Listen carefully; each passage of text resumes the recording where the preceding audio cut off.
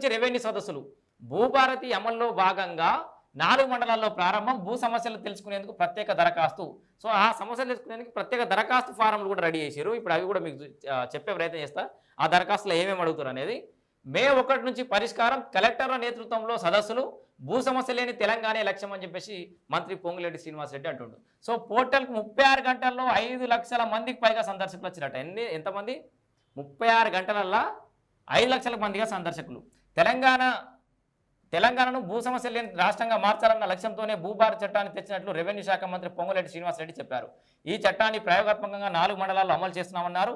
ఆ మండలాల్లో రెవెన్యూ సదస్సుల ద్వారా భూ సమస్యలను గుర్తించేందుకు దరఖాస్తులను స్వీకరిస్తున్నట్లు బుధవారం ఓ ప్రకటనలో తెలిపారు. నారాయణపేట జిల్లా మద్దూరు మండలం కాజీపూర్లో గురువారం రెవెన్యూ సదస్సులను ప్రారంభించనున్నామన్నారు. చట్టంపై ప్రజల్లో అవగాహన కల్పించేందుకు గురువారం నుంచి రాష్ట్ర వ్యాప్తంగా కలెక్టర్ నేతృత్వంలో అన్ని మండలాల్లో అవగాహన సదస్సులు నిర్వహిస్తున్నట్టు తెలిపారు. 4 మండలాల్లో మాత్రం రెవెన్యూ సదస్సులు నిర్వహిస్తామని చెప్పి కూడా చెప్పిండు. అట్లనే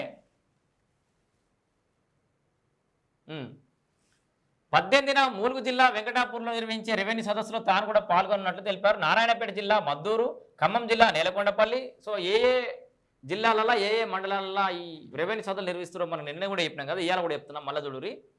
నారాయణపేట జిల్లా మద్దూరు మండలం, ఖమ్మం జిల్లా నేలకొండపల్లి మండలం, కామారెడ్డి జిల్లా లింగంపేట, ములుగు జిల్లా వెంకటాపురం మండలాల్లో భూ సమస్యలు గుర్తించేందుకు ప్రత్యేక దరఖాస్తులు రూపొందించినట్లు తెలిపారు. కోర్టు పరిధిలో ఉన్న భూ సమస్యలను మినహాయించి, సో ఇక్కడ క్లియర్గా గుర్తుపెట్టుకోండి, ఆల్రెడీ కోర్టు పరిధిలో ఉన్న వాటిని ఇప్పుడు కూడా వీళ్ళు ఏం డిస్టర్బ్ చేయరు. కోర్టు పరిధిలో ఉన్న భూ సమస్యలను మినహాయించి మిగిలిన అన్ని సమస్యలపై వచ్చిన దరఖాస్తులను మే 1 నుంచి పరిష్కరిస్తామన్నారు. సో ఇవన్నీ దరఖాస్తులు ఇప్పుడు తీసుకొని పైలట్ ప్రాజెక్టు మే 1 తారీఖు నుంచి పరిష్కరిస్తారు. మళ్ళీ ఇప్పుడే కాదు, రెవెన్యూ సదస్సులు నిర్వహిస్తారు కదా పైలట్ ప్రాజెక్ట్ కింద,